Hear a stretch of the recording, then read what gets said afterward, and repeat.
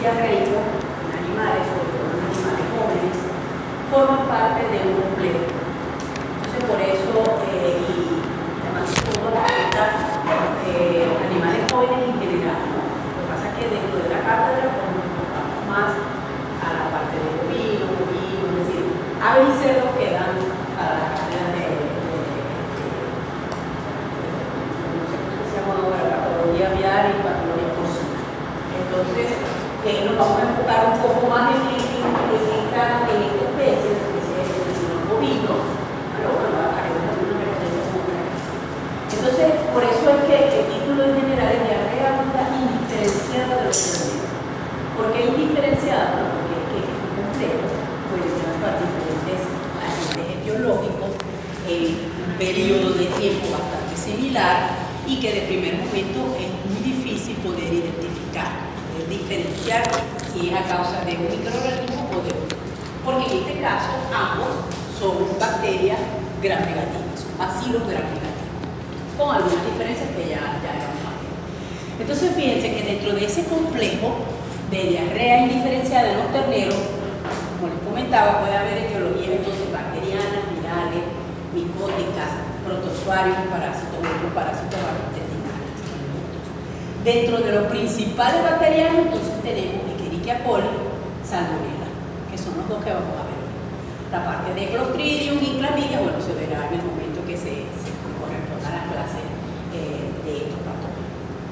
Virales importantes, rotavirus, coronavirus, que ya ustedes los debieron ver en la parte de virología, así como calicivirus y torovirus, aunque bueno, calicivirus puede también provocar otro tipo de afecciones como afecciones respiratorias en gatos, por ejemplo, pero en bovinos, en terneros, normalmente desencadena procesos diarreicos igual que en el humano, ¿sí? A veces cuando hay esos brotes en humanos que no es una virosis, no que es una virosis, por lo general son calicivirus los que andan rodando por ahí, que son los que causan esa virosis que uno nunca sabe cuál es el nombre real de la etiología. Bueno, y así pues con los hongos, quizás no son tan comunes esos procesos diarreicos por hongos, pero sí, por ejemplo, con protozoarios, ¿no? La coccidioides, la coccidioidomicosis,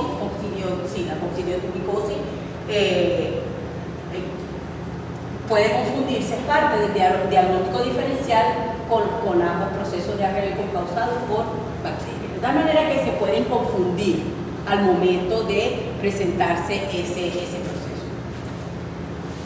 Entonces, fíjense, algo importante. Dentro de ese complejo diarreico del ternero, animales jóvenes, aquí tenemos un periodo de tiempo establecido de 30 días, que son los primeros 30 días de nacido del becerro, que es la época más susceptible para poder infectarse con alguno de estos agentes etiológicos. Por eso es muy importante el cuidado al momento del nacimiento, el cuidado del ternero para poder protegerlo y hay que tomar algunas previsiones con la madre antes del parto para poder tener una cierta protección en el becerro al momento del nacimiento. Sin embargo, ¿qué nos puede ayudar a nosotros a orientarnos hacia cuál puede ser el origen de la infección? Bueno, el tiempo en el que el ternero se infecta o comienza a presentar signos clínicos de diarrea. Entonces, fíjense que para el caso de E. coli, ¿sí? Desde el día que nace, ¿okay? Hasta unos 15 días después del nacimiento, es el periodo en el que el animal es mucho más susceptible a poder infectarse con este tipo de microorganismos, con coli. Sin embargo, con salmonella, un poquito más, unos 5 días después de una semana de nacido, pero se extiende hasta más de un mes, ese tiempo en el que el animal todavía es mucho más susceptible. Eso no quiere decir que pasado este periodo no se pueda infectar, obviamente, pero esta degradación de colores, del rojo al amarillo, lo que indica es la mayor posibilidad de poder infectarse. Entonces, durante los primeros 5 días de nacido, es crítico para el ternero. Por eso eso siempre hay que tener esos cuidados en las becerreras, donde tienen, aparte de los animales adultos, a los animales más pequeños, para tratar de controlar al máximo el contacto entre los animales pequeños y los adultos, para evitar ese intercambio también de flora bacteriana que pueda afectar, flora bacteriana en los adultos que pueda afectar a los terneros.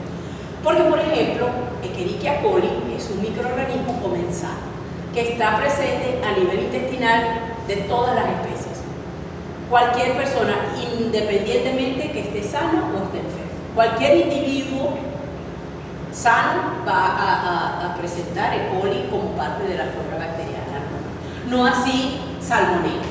Cuando Salmonella está presente, en la mayoría de las especies, ahí hay un factor de riesgo, ahí ya está funcionando algo mal, que está presente ese microorganismo. Y bueno, y vemos también aquí la presencia de los virus, ¿no? Y algunos parásitos. Acá, en este cuadrito que está acá, esto es uno de los patotipos específicos de Escherichia coli, que es la enteroadherente, porque ya vamos a ver, si bien la Escherichia coli es un comensal, es decir, parte de la flora bacteriana normal, hay algunos patotipos, es decir, las variantes patológicas de esa especie. Entonces, una de esas es la Escherichia coli enteroadherente, y bueno, se ha estimado que no es justamente en el momento del parto o los primeros 5, 10 días, 15 días donde se puede infectar el animal, sino que incluso más adelante. ¿Qué pasa aquí? Bueno, que es un animal recién nacido, que no tiene un sistema inmunitario bien desarrollado, y si no se tienen medidas higiénicas de manejo dentro del rebaño, incluso con los adultos, me refiero al rebaño en general, o con los animalitos, así sean cachorros también, porque son perritos, ¿no? Por ejemplo, también son susceptibles, entonces hay más probabilidades de que entren en contacto con el humano. ¿Ok? Bien, fíjense, tanto Escherichia coli como Salmonella, que son los agentes etiológicos de las dos enfermedades que vamos a ver hoy, las dos pertenecen a la familia Enterobacteriaceae.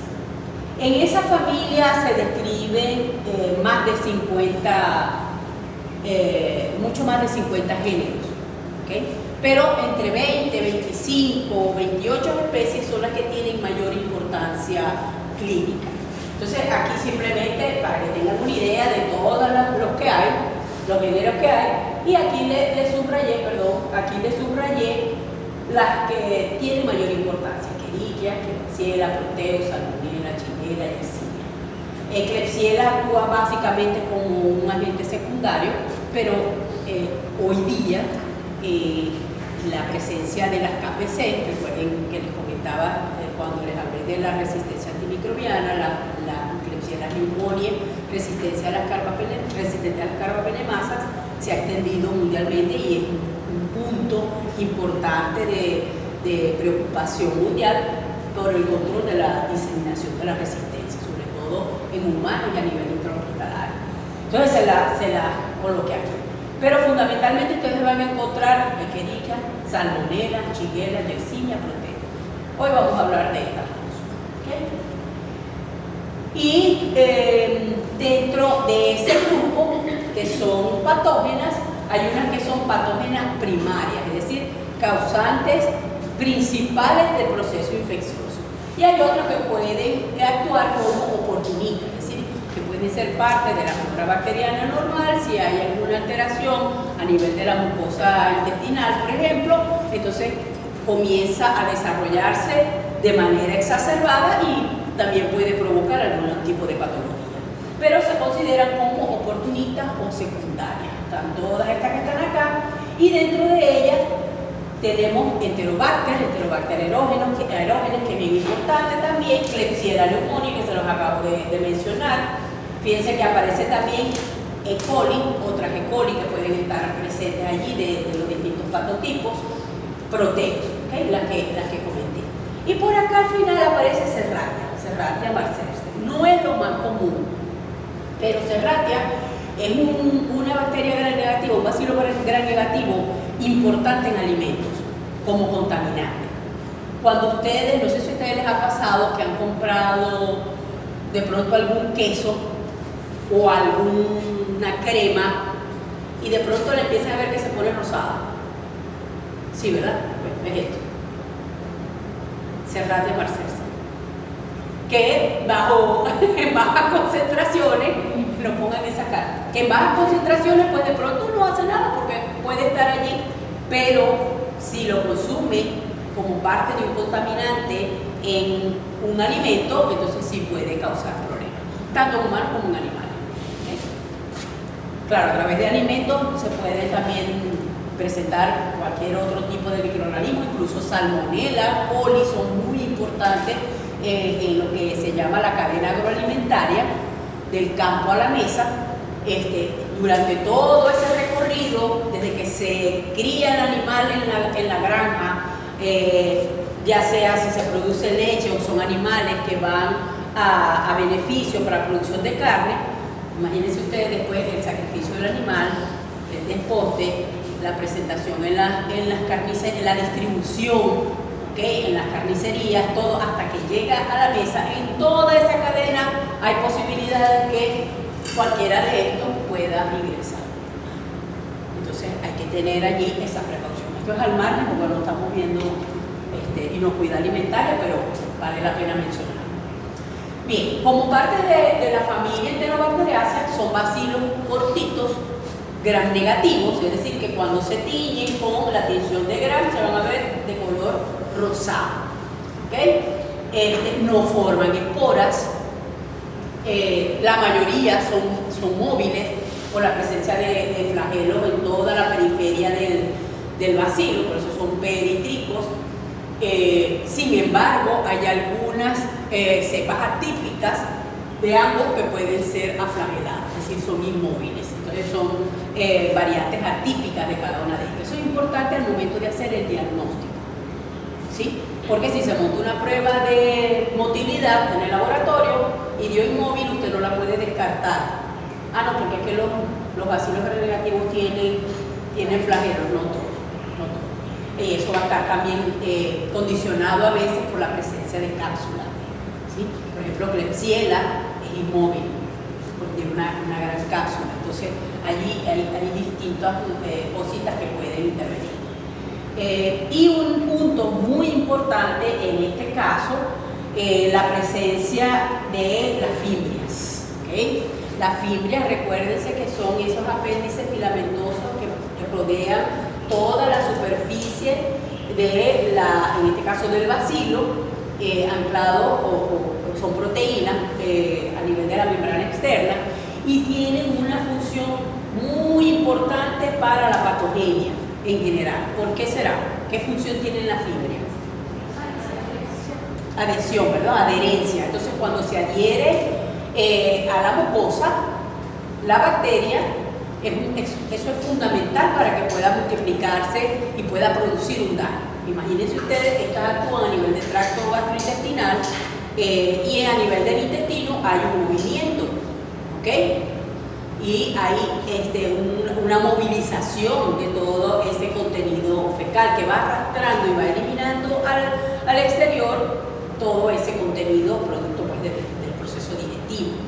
Entonces, las bacterias, para poder colonizar una región específica, ya sea intestino delgado o intestino grueso, necesita adherirse firmemente a la mucosa.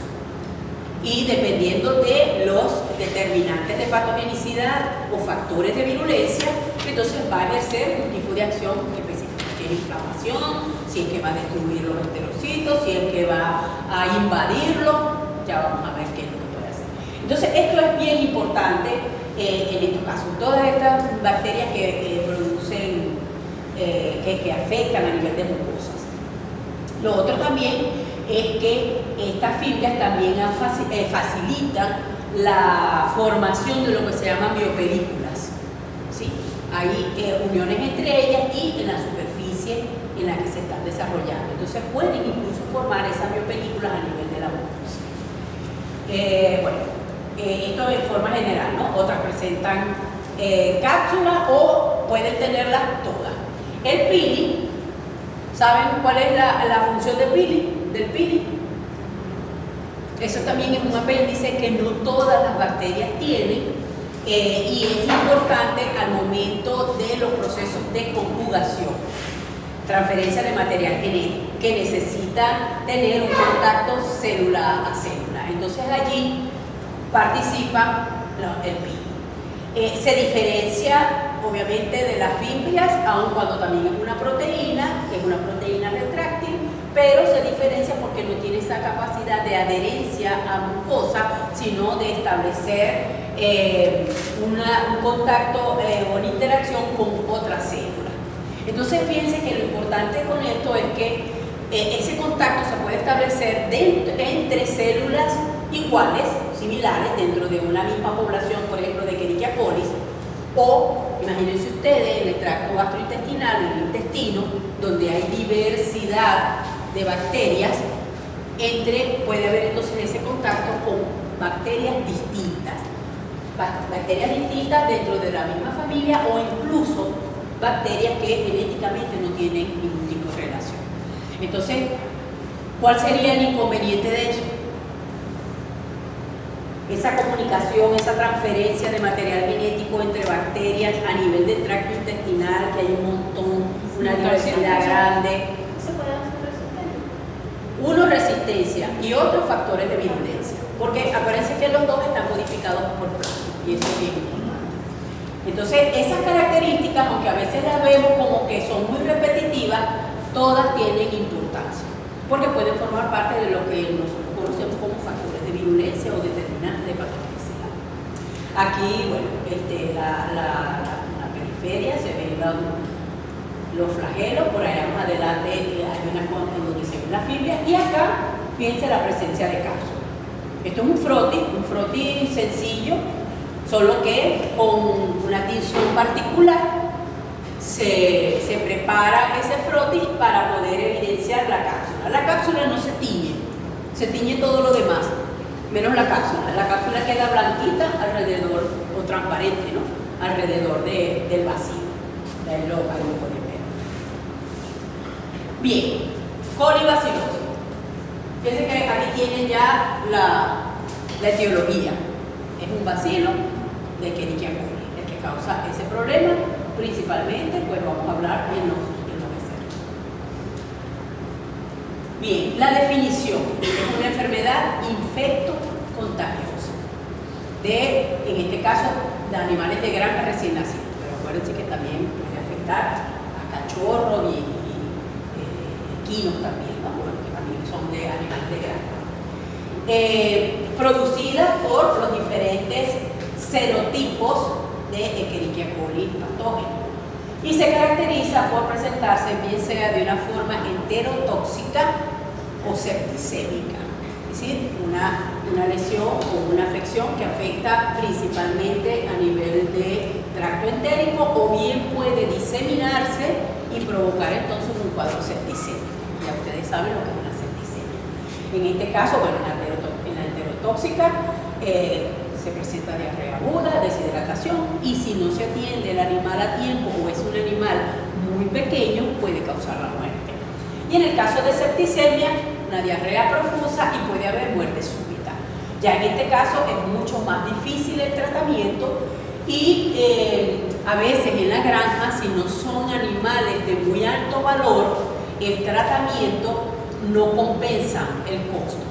Entonces, y sobre todo porque cuando ya se detecta que hay un proceso septicémico, ya es un poco tarde para poder actuar. Sinónimos de esa enfermedad: diarrea blanca de los terneros, neumoenteritis o bovita. ¿Okay? Aquí en el campo se conoce mucho por bovita. Incluso hablan de la vacuna de la bovita. Yo no sé por qué le dicen bovita. Yo no sé si porque el ternero se pone débil y anda como bobito, que nunca, en verdad que nunca supe por qué será que se llama bovita.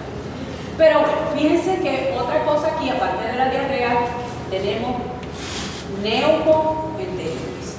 Es decir, que puede haber también afección a nivel de tracto respiratorio. Y eso es bien importante porque en los rebaños, en las becerreras, fíjense que debería haber una persona encargada específicamente de los becerros, que no se encargue de los animales adultos y esté en mayor contacto con los animales adultos, sino que se encargue, si la guardería de la finca es la becerrera, donde tiene que estar todo limpio, tiene que estar controlado, ¿okay? Para seco, un ambiente seco, que no haya una alta densidad de animales en esa becerrera, porque como es una enfermedad infecto-contagiosa, se puede transmitir entonces de manera directa de un animal a otro y se disemina muy rápidamente. Bien, los patotipos de Escherichia coli. Estos son los, ¿cuántos? 6. Los fundamentales, los principales que ustedes van a encontrar en cualquier revisión que ustedes hagan. No solamente tiene que ver con las particularidades serológicas, es decir, los antígenos que puedan tener presente, sino también con los factores de virulencia que posean y la patología que desarrollen.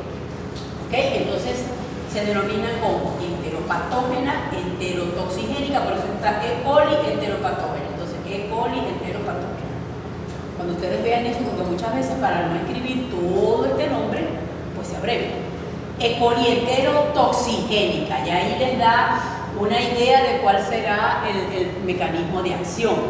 ¿Okay? Toxigénica, toxina. Acuérdense que las bacterias pueden producir diferentes tipos de toxinas. Escherichia coli enterohemorrágica, enteroinvasiva, adherente difusa y enteroagregativa. Sin embargo, como ya mencionamos que puede también desencadenar procesos septicémicos y puede invadir otras mucosas y afectar otros tejidos, hoy en día se clasifica como las Escherichia coli intestinales y extraintestinales. ¿Okay? Y en función de esa clasificación, o mejor dicho, esa clasificación viene en función de las patologías que van a desarrollar. Entonces, fíjense que, bueno, esto se lo agregué a última hora, por eso ya no me acordaba. Por ejemplo, lo que les comentaba, Escherichia coli, que está presente en todos los microorganismos, en los organismos, como un comensal. Entonces son las cepas patógenas las que van a causar esos problemas. ¿Okay? Entonces tenemos las intestinales, que son las que acabamos de mencionar, y las extraintestinales, que es lo que le acabo de decir, que pueden encontrar esa otra clasificación. ¿Cuáles se encuentran allí? Las uropatogénicas, que es muy común en humanos y en mascotas, en perros, las infecciones a nivel renal, por vía ascendente causada por estos patotipos de Escherichia coli. Y están las asociadas a las septicemias y a meningitis neonatales. Hay unas que son específicas meningitis neonatales o asociadas a la meningitis, que entran aquí. Por eso esta NMS, esto como está en inglés, es Escherichia coli asociada a meningitis neonatal. Ok. Las asociadas a septicemia, que era lo que les comentaba, y está esta que es muy importante en medicina veterinaria, que son las E. coli patogénicas aviares. Son altamente virulentas. Lamentablemente no podemos discutir esa parte aquí porque ya corresponde a patología aviar, pero son bien importantes a nivel de producción aviar. Entonces, para que por lo menos se vayan con esa idea. Ok, fíjense esto, ¿no? Definición y rango de hospedero de los patotipos de Escherichia coli. Entonces tenemos aquí, ahí se los organicé desde los rumiantes o en animales incluyendo lo que afecta a humanos. Entonces tenemos lo que ya mencionamos, ¿no? Aquí dice, bueno, enterotoxigénico, no es entero, ¿no? A veces me pongo medio disléxica cuando estoy escribiendo. Enteropatogénica, enterohemorrágica, necrotoxigénica y verotoxigénica. Fíjense que ya aquí tenemos dos clasificaciones más que no habíamos visto en esas 6 clásicas, ¿no? Necrotoxigénica, ya sabemos por dónde va la cosa, y verotoxigénica viene también por las toxinas, las Shigatox o las STX, que pueden producir algunas cepas de coli. Y en el rango de los hospederos, fíjense, las enterotoxinas, rumiantes, cerdos humanos y perros. Enteropatogénicas, todos. Enterohemorrágicas, principalmente en humanos y ganado. Pero fíjense que en el ganado no produce, no necesariamente en ganado adulto, no va a desencadenar procesos entéricos hemorrágicos. Pero los bovinos se consideran el principal reservorio de E. coli enterohemorrágica para el humano. ¿Ok? Entonces puede pasar de los animales a los humanos. En ese caso, clasificamos siempre la colibacilosis o en este caso estos procesos causados por E. coli como una zoonosis. ¿Okay? Aun cuando de pronto, si ustedes buscan en un libro o buscan zoonosis más importantes, a lo mejor las infecciones por coli no aparecen. Porque es que puede ser antropozoonótica o zoonótica, es decir, del humano a los animales, de los animales al humano. Pero sí van a encontrar salmonelosis. ¿Okay? Sobre todo cuando se habla de pollo, en huevos, en carne de pollo, eso le hacen siempre, hay que hacerle como la experticia para ver si hay presencia de un salmonela. Ok, la necrotoxigénica afecta a humanos, rumiantes, hay como cepas específicas, ¿no? La E. coli necrotoxigénica 2, básicamente es la que afecta a rumiantes, y la 1 en animales, o en otros animales, ¿no? Rumiantes también son animales. Y la verotoxigénica en humanos y, fíjense que en este caso, en lechones, en cerditos pequeños. Entonces, fíjense que en su mayoría estas 4 causan diarrea, ¿okay? O algún síndrome intestinal. Esta importante en nosotros también lo que desencadena lo que conocemos como diarrea del viajero. Cuando una persona viaja a otro país que consume agua o queso o que no está pasteurizado, el agua no está tratada, se puede encontrar con cepas distintas a las de su país natal y entonces cae en un cuadro diarreico, que es lo que se conoce como diarrea del viajero. En bebés, ¿okay? También se puede producir, y terneros, lechones y cachorros, es decir, que afecta fundamentalmente animales jóvenes, animales muy jóvenes.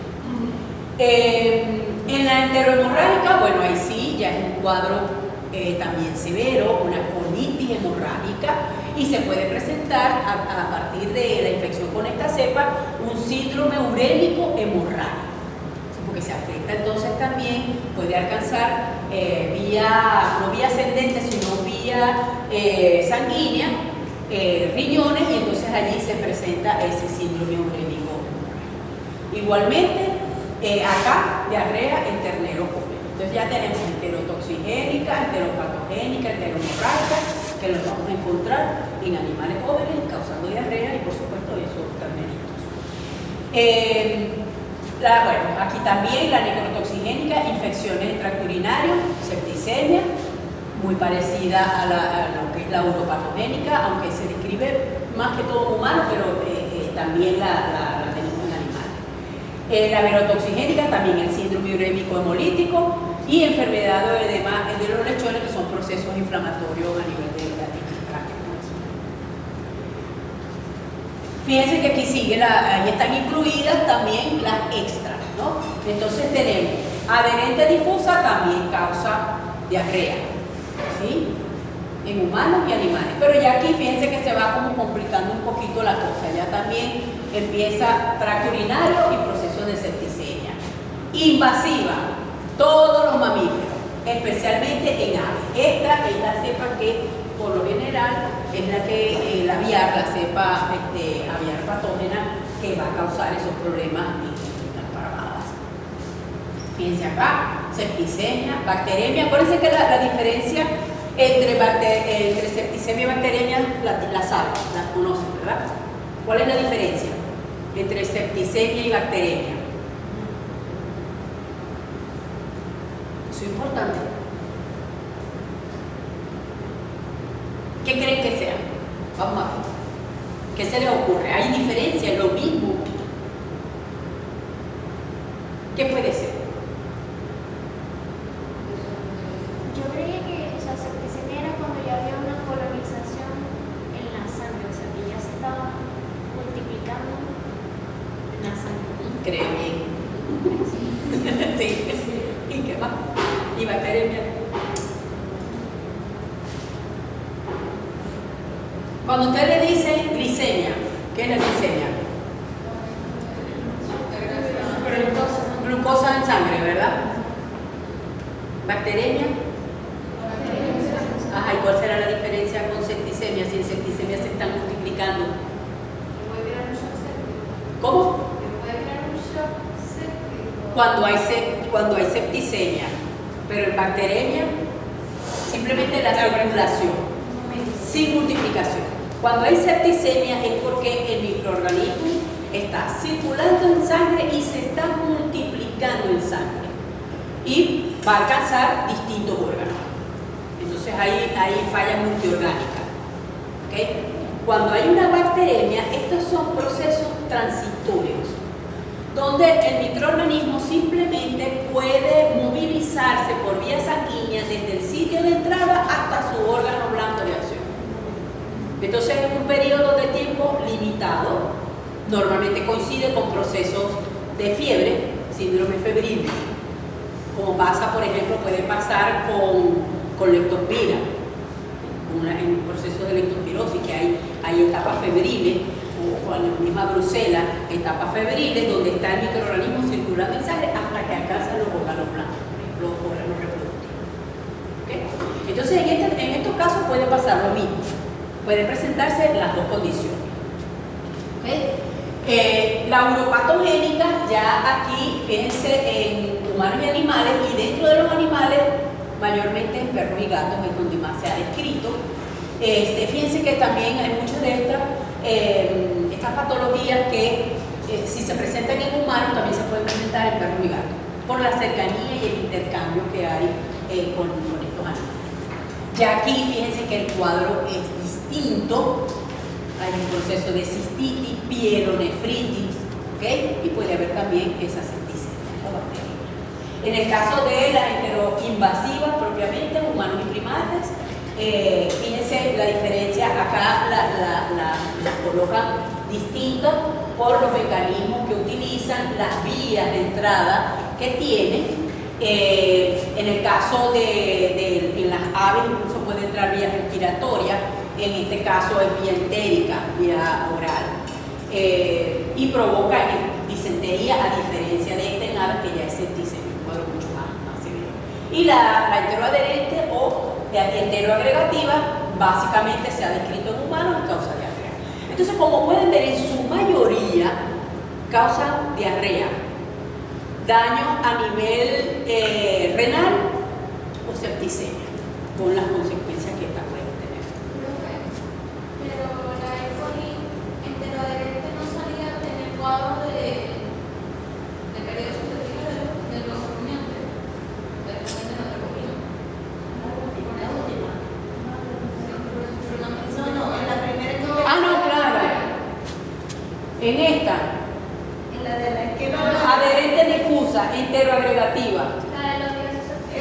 La primera que usted puso sobre las edades, de 0 a 45, usted puso E. coli después de en la primera lámina. Enteroinvasiva, Ajá. enteroadherente. Sí, ya vamos, es que aquí está adherente difusa.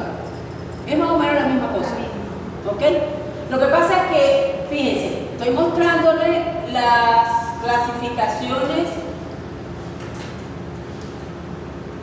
para que no. Bueno, y esto porque se puede llegar a la aquí, enteroadherente. La enteroadherente. Bueno, pero ahí la tienes, adherente difusa, la enteroadherente. Ya vamos a ver las diferencias en cuanto a la lesión que causa a nivel intestinal. ¿Ok? Pero a la final entran dentro de la misma clasificación. Ok, vamos a darle otra vez. Lo que me dice es que no aparece aquí. No sé, cuadro número 12 que era más animal. No solamente es donde más se puede ayudar, ¿ok? Porque puede, o sea, el rango aquí, bueno, animales, todo, o todos los mamíferos, pero simplemente en este caso donde más se pueden ayudar, ¿ok? Y como estaba ahí en la gráfica, es un periodo que en ese tiempo de los primeros 40 días, 40 días de nacido, donde puede presentarse, puede haber mayor susceptibilidad a esa cepa. Okay. Bien, la epizotiología, obviamente es de distribución mundial. ¿Okay? Todos los países lo tienen, pues todos los organismos todos tenemos cólera. Especies que se afectan, todos, ya lo vimos en esa tabla. El reservorio son los animales infectados, animales con procesos diarreicos, se eliminan grandes cantidades de esos microorganismos a través de las heces o por la diarrea. Entonces, la fuente básicamente son las heces diarreicas. Factores de riesgo, es decir, cuáles son los factores que hacen más propenso o que posibilitan, aumentan las posibilidades de que eso ocurra. Edad y peso al nacimiento. Obviamente animales que nacen bajo peso, débiles, o que la madre está padeciendo algún tipo, alguna otra infección, una brucelosis, y nace un becerro, no hay aborto, nace el becerro, pero es un becerro débil, con un sistema inmunitario inmaduro, deprimido, pues va a ser mucho más fácil de que se infecte con este microorganismo. Y esto está relacionado también con el estado inmunitario. En ese caso, fíjense, en los becerros es inmaduro, pero esa inmunidad se refiere a la inmunidad que puede recibir a través del calostro. Entonces, si no recibe calostro, no está recibiendo anticuerpos que ya la madre tiene preformada contra una cantidad de microorganismos. Y lo otro, si ese calostro no es de buena calidad, está recibiendo muy poco cantidad de inmunoglobulinas allí, que tampoco le van a dar una mayor protección. Factores ambientales, en los casos, normalmente en épocas de lluvia, que hay más humedad, los animales pasan probablemente más tiempo en las becerreras, entonces hay más posibilidades de que se infecten y que se contagien mucho. El manejo, los planes sanitarios que pueden haber en la finca, de vacunaciones de madres, de desparasitaciones, higiene, todo ese tipo de cosas. Obviamente el serotipo de Escherichia coli que esté en ese caso causando la infección, y bueno, la higiene que tiene con el manejo. Pero esto también está relacionado con en la desinfección y limpieza propiamente de la becerrera. ¿Okay?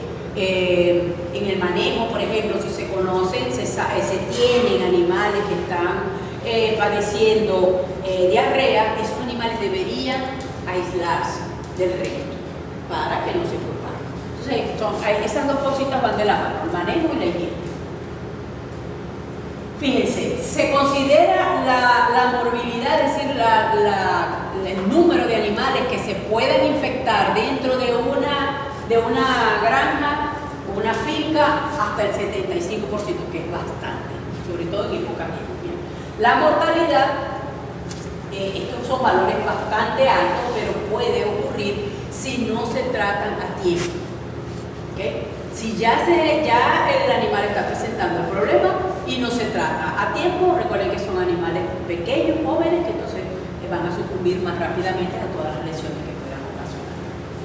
Las vías de transmisión son también variadas por la medura de objetos contaminados, es decir, una forma indirecta de transmisión, ingestión de leche de la madre que pueda tener una mastitis causada por coliformes no detectada, y el animal ingiere directamente el patógeno.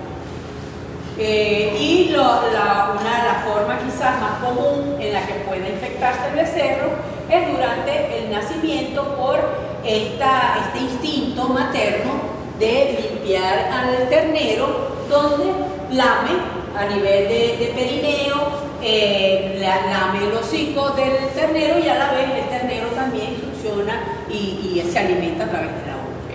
Entonces ahí puede haber un intercambio. Recuerden que eso es fundamental, es importante que ocurra, porque eso es lo que va a permitir la colonización del tracto gastrointestinal para que el becerro desarrolle el rumen. Acuérdense que ellos nacen siendo monogámicos y es la flora bacteriana que adquiere de la madre y del ambiente la que facilita esa formación. Entonces, es algo que no lo puedes evitar, tiene que ocurrir, pero tiene que tener un control, por ejemplo, en la madre, en el sitio, tener un potrero para las vacas que ya están próximas a parir, no tenerlas mezcladas con el resto que está por aquí y por allá, sino tener esas precauciones. Eso es parte del manejo. Y la otra vía en los becerros que puede desencadenar el proceso septicémico es la infección del ombligo. Cuando no se hace una buena cura de ombligo al momento del nacimiento, entonces allí puede ingresar directamente, porque el becerro se acuesta en el piso, si no hay higiene, entonces se contamina con ese y puede entonces va a entrar directamente al corriente sanguíneo. ¿Okay? Entre grupos de terneros, lo que venimos comentando, ya los contactos entre ellos, vía urinaria, respiratoria, fecal, oral, dependiendo pues de la patogenia que se haya desarrollado y la enfermedad propiamente que se esté manifestando. ¿Okay? Si ya alcanzó vía urinaria, pues también a través de la orina se va a diseminar, o vía respiratoria, como por el agua. Bien, fíjense. Vamos a hablar en específico de algunas cepas de coli que quizás sean de las más comunes, ¿no? En el caso de la enteropatógena o enteropatogénica, hay factores de virulencia importantes que tanto forman la estructura antigénica, es decir, todos esos epítopos que van a tener una actividad sobre el sistema inmunitario, lo van a estimular, pero que también pueden servir como determinantes o factores de virulencia, determinantes de patogenicidad o factores de virulencia. Entonces fíjense que eso tiene que ver directamente con la estructura celular, el antígeno somático O que está presente en esas cadenas de lipopolisacáridos que se ponen en la superficie de la membrana externa, y esto claro, aquí no lo vemos, se ve un borde un poquito más oscuro a nivel de membrana externa que está presente ese lipopolisacárido. La cápsula que ya comentábamos, el flagelo que le confiere motilidad, la cápsula además conjuntamente con las fibrias que constituyen factores de adherencia. En la cápsula esta también va a enmascarar al microorganismo y lo va a proteger de los procesos de fagocitosis. Entonces, en cierta medida impide que el sistema inmunitario detecte la bacteria. Quizás en etapas tempranas, pero le da oportunidad a ese microorganismo de adherirse y comenzarse a multiplicar. Entonces, probablemente después el sistema inmunitario ya no lo puede controlar. Entonces, estos mismos factores que son antígenos en la estructura de la bacteria también forman parte de los determinantes de patogenicidad. ¿Okay? Y ya comentábamos lo importante de la fibra. Fíjense que aquí actúa, participa en muchos casos lo que es un polisacárido y proteínas. ¿Sí? En esta fotografía, esta micrografía que se ve acá, todo esto corresponde a fibra. ¿Okay? Y la cápsula que ya lo habíamos mencionado. Bien, ¿cómo es la patogenia? Patogénesis, ¿sí? Por donde ya sabemos por dónde puede entrar. Ahora vamos a ver qué es lo que puede hacer con lo que tiene. Fíjense que fundamental para la E. coli enteropatógena es ese factor de adherencia a través de las fibrias, ¿okay? Que establece una unión inicial, que esta es el enterocito, ¿okay? Las microvellosidades intestinales, que son las que confieren esa superficie tan extensa de absorción de nutrientes y que necesitamos que se mantenga histológicamente en perfectas condiciones. Cualquier disrupción, cualquier alteración en los heterocitos, en la formación de las microvellosidades, va a tener efecto en los procesos de absorción de nutrientes. ¿Okay?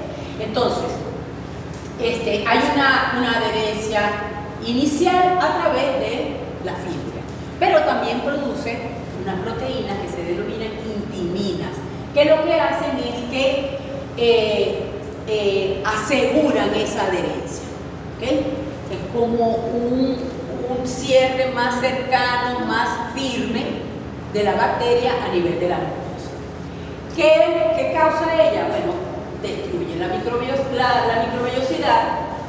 Hay un proceso de polimerización de actina. Acuérdense que en este caso está infectando, estas son células procariotas, está infectando una eucariota donde hay un citoesqueleto. En ese citoesqueleto la actina es fundamental, porque recuérdense que todas las organelas citoplasmáticas en la célula no están sueltas ahí como una maraca. ¿Okay? Eso está fijo y está ordenado con ese citoesqueleto. Y fundamentalmente la actina es muy importante dentro de esas proteínas que ayudan a mantener esa condición a nivel intracitoplasmático. ¿Qué pasa? Que la presencia de estos microorganismos induce una polimerización de actina en los puntos donde las células se unen. ¿Okay? Entonces imagínense ustedes que se van formando como unas escaleritas, ¿okay? Unos andamios allí. Se va polimerizando la actina. Por eso indica aquí condensación de actina y borrado de las microvellosidades. Ya vamos a ver cómo ocurre.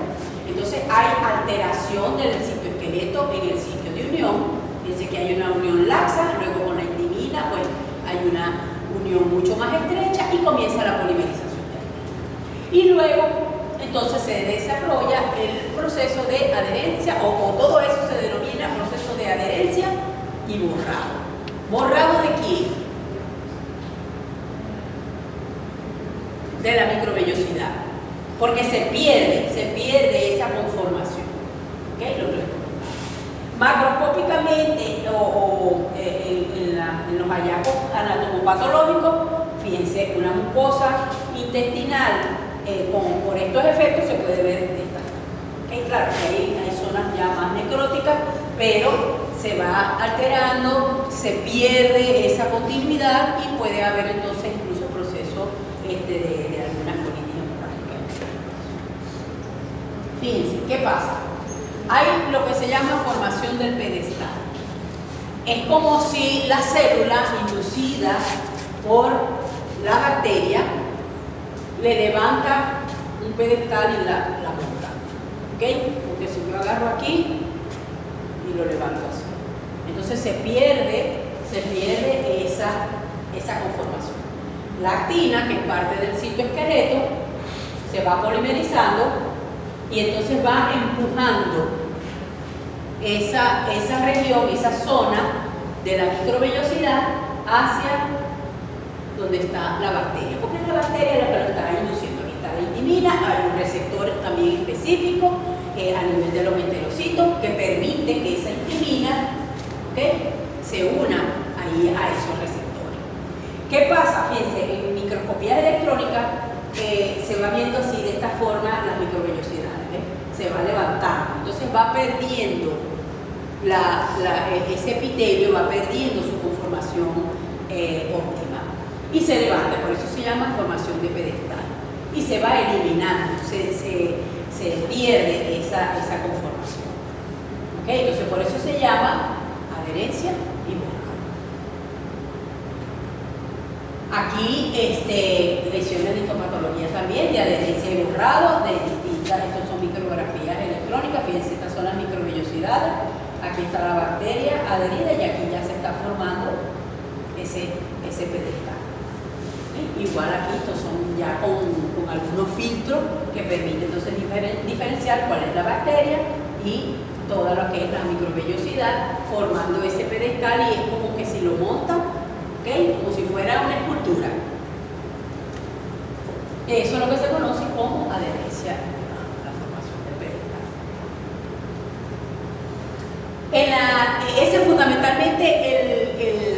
lesión que causa. ¿Ok? Es la lesión que causa. En la enterotoxigénica, entonces ahí sí ya entran las toxinas que van a estar causando el problema. Y ahí la situación es diferente. Entonces fíjense que coloniza a través de las fibras igual. ¿Okay? Pero adicional, como tenía aquella laitimina, tiene un antígeno que es un factor de colonización, que forma parte de la cápsula. ¿Okay? ¿Se acuerdan de antígeno capsular K? Y la fibria. ¿Okay? Entonces, una vez que se adhiere a la superficie de esa mucosa, entonces puede comenzar a producir, o está produciendo parte de su metabolismo, porque es que no es que lo hace a propósito, sino simplemente se está multiplicando y parte del metabolismo está eliminando esa sustancia que ingresa a la célula. ¿Okay? Entonces tiene dos tipos de toxinas o enterotoxinas. Fíjense, cuando hablamos de esta gran negativa, recuerden que el lipopolisacárido también es una toxina, pero se conoce como endotoxina. ¿Sí? ¿Por qué endo? Porque forma parte de la estructura de la bacteria. No es algo que la bacteria está eliminando al medio. En este caso, las enterotoxinas son exotoxinas, porque las elimina, las envía al medio. Entonces, un paréntesis aquí, en el caso de bacterias gram negativas como coli, si se da el proceso de lisis, que sean fagocitadas y se da el proceso de lisis, la lisis libera lipopolisacáridos de la célula. Y esos lipopolisacáridos pueden ingresar al torrente sanguíneo, pueden provocar shock, pueden provocar fiebre y shock. Entonces, hasta muerta, la bacteria también puede causar algún tipo de problema. ¿Okay? Eso al margen de lo que son las enterotoxinas o exotoxinas. Entonces tenemos dos, la termolábil y termostable. Obviamente en el individuo, en la célula, no importa si es termostable o termolábil. Esas son simplemente clasificaciones que se hacen por los estudios de laboratorio. Si unas toleran temperatura 60 grados o no la tolera, eso es por inactivación. Porque bueno, para poder definir o establecer los métodos diagnósticos hay que evaluar todas estas toxinas que también pueden ser antigénicas. Pero esta denominación es una denominación que viene de laboratorio. Sin embargo, tiene actividades distintas. ¿Okay? En su mayoría están mediadas por la presencia de plásmidos o también por la presencia de transposones en el genoma de la bacteria. Entonces, es también un factor que puede ser transferido a otros microorganismos, un factor de virulencia. En este caso, en la toxina termolábil, que es una de las más importantes, es un tipo de toxina que está formada por dos subunidades principales, una subunidad A y una subunidad B. Estos son homodímeros unidos, o sea, forman un heterodímero, son estructuras, por ejemplo, la B son estructuras, proteínas similares, son 5 subunidades que van a permitir que pueda adherirse a los receptores a nivel de la membrana de esos heterocitos. Y la subunidad A es la que tiene esa actividad propia tóxica. Entonces entra a la célula a través de la formación de una vacuola, ¿okay? Y a nivel del retículo endoplásmico esta toxina, estas proteínas se desensamblan y se libera la fracción, que es este puntico amarillo que viene acá, que es esta subunidad A1, se libera la fracción que tiene esa actividad realmente tóxica. ¿Por qué es tóxica? Porque básicamente lo que va a hacer es inducir la producción de AMP cíclico. En lo que se induce, incrementa la producción de AMP cíclico, hay salida de la célula de cloro, potasio, sodio, agua, etc. Y todo eso va hacia el lumen intestinal y obviamente si hay una mayor concentración de esos electrolitos en ese lumen, va a haber salida de líquido, las heces se hacen acuosas porque además también se está perdiendo agua y eso es lo que provoca la diarrea. ¿Ok? Porque esas heces se vuelven líquidas. Obviamente también puede haber incremento de peristaltismo. ¿Por qué? Porque hay un desbalance electrolítico a nivel de esa célula de los enterocitos. Todo. La última parte. O sea, toda desde el principio. Ok. Fíjense, la toxina, esos son moléculas, son proteínas. Esas son proteínas. Pero no es una única proteína, que está formado como por bloques y cada bloque tiene una función específica. Hay unas que tienen en su sitio el sitio activo o la parte activa, o sea, que es la que causa propiamente el daño. En este caso es esta porción de la fracción de la subunidad A, ¿okay? Que se denomina A1. O sea, esa subunidad A tiene dos, ¿okay? Subunidad 1 y 2. Entonces, y están armadas sobre una base de proteína que se denomina subunidad 1. Esta proteína, para que normalmente todos estos procesos, así como pasa en los virus, para que ingresen a la célula, tiene que haber un receptor. Y esos receptores son los que confieren la especificidad de especie. Si ese receptor no está en las células del cerdo, no le va a afectar esa toxina. Le afectará otra cosa, pero esa no. O si tenemos variedades de ese tipo de toxina, a lo mejor una pueden afectar cerdo. Entonces, esa porción que le sirve de base es la que se va a unir a un receptor específico. Lo que pasa es que no vamos a entrar para el receptor, porque lo vamos a enredar más la cuenta. Además que esto no es posgrado, ¿no? Simplemente para que ustedes entiendan y vean el nivel de complejidad que esto implica, ¿no? Que porque a veces uno dice así, le dio diarrea, así, se pega al intestino y ya, no es así que llegó, se pegó y ya, porque no, es que la bacteria está produciendo algo ahí. Entonces, se une el receptor, fíjense que primero se une por la subunidad A2. Es como que una vez que se ancla, le das un botón, ¡pum! Y presionas el botón para entrar. Bueno, no fui yo. Fui yo. A ver, sí, fui yo.